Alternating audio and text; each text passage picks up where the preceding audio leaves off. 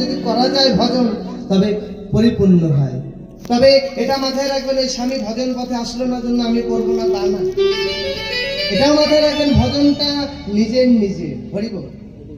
যুগল হয়ে যুগল ভজন করলে তার কথাই নেই, এর মতো উত্তম নেই। কারণ এক বংশে যদি একজন বলে বৈষ্ণব আসে, তার 14 পুরুষ উদ্ধার হয়ে যায়। কে বলেছে?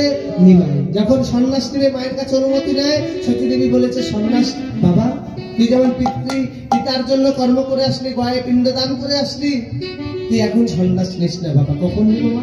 বলে যখন আমি মারা যাব, আমার জন্য তুই সব কাজ করবি, পিণ্ড দিবি গয়ায় গিয়ে। বলে মা তাহলে কি হবে? তাহলে আমি উদ্ধার হবো, পিতৃপুরুষ উদ্ধার হবে, তাই না?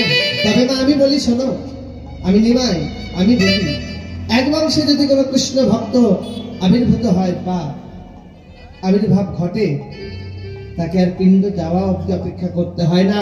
ওই কৃষ্ণ ভক্তের ভক্তির জোরে তার 14 পুরুষ অনায়াসে উদ্ধার হয়ে